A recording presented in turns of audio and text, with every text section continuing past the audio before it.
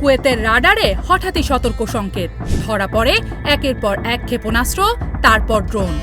কয়েক মিনিটেই ঘটে যায় এমন এক হামলা যা পুরো উপসাগরীয় অঞ্চলের নিরাপত্তা নিয়েই প্রশ্ন তুলছে। একটি ড্রোন সোজা আঘাত হানে কুয়েত আন্তর্জাতিক বিমানবন্দরের টার্মিনাল 1 ভবনে। বিস্ফোরণে ধসে পড়ে ছাদের একটি অংশ। একজন নিহত হন, আহত হন অন্তত 63 জন। মুহূর্তেই পুরো বিমানবন্দরে ছড়িয়ে পড়ে আতঙ্ক। কুয়েতের বেসামরিক বিমান চলাচল কর্তৃপক্ষ পরে সিসিটিভি ফুটেজ প্রকাশ করে। সেখানে দেখা যায় ত্রিভুজাকৃতির একটি উড়ন্ত বস্তু দ্রুত গতিতে টার্মিনালে আঘাত করছে।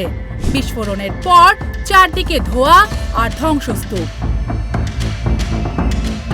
কুয়েত সরকারের দাবি এটি ছিল সরাসরি ইরানি ড্রোন হামলা।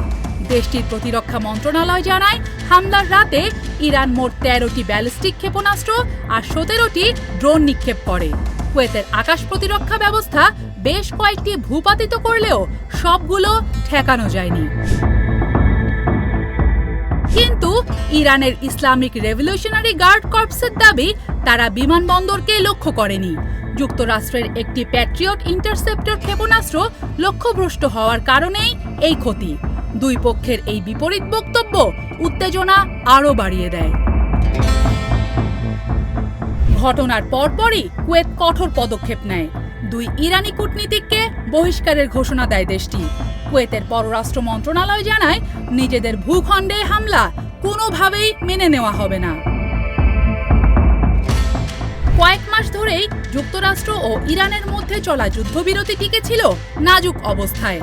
এপ্রিলে কার্যকর সেই যুদ্ধবিরতি অনেকের কাছেই আশার বার্তা ছিল, কিন্তু কুয়েত হামলা দেখিয়ে দিল সেই শান্তির ভিত্তি কতটা দুর্বল। একই সময়ে বাহরাইনেও ক্ষেপণাস্ত্র ও ড্রোন হামলা চালানো হয়। সেগুলোর বেশিরভাগই মার্কিন ও বাহরাইনি বাহিনী প্রতিহত করে। জবাবে যুক্তরাষ্ট্র দক্ষিণ ইরানে নতুন হামলা চালায়। বিশেষ করে হরমুজ প্রণালীর কাছে গুরুত্বপূর্ণ কেশম দ্বীপে সামরিক স্থাপনাগুলোকে লক্ষ্য করা হয়। ওয়াশিংটন বলছে এটি ছিল আত্মরক্ষামূলক পদক্ষেপ, আর তেহরান বলছে এটি যুদ্ধবিরতির সরাসরি লঙ্ঘন। যুদ্ধের আরেকটি গুরুত্বপূর্ণ অধ্যায় এখন লেবানন। ইরানের স্পষ্ট বার্তা, যুক্তরাষ্ট্রের সঙ্গে স্থায়ী সমঝোতা চাইলে লেবাননেও পূর্ণ যুদ্ধবিরতি নিশ্চিত করতে হবে। এই জটিল সমীকরণেই শান্তি আলোচনা কঠিন হয়ে উঠছে।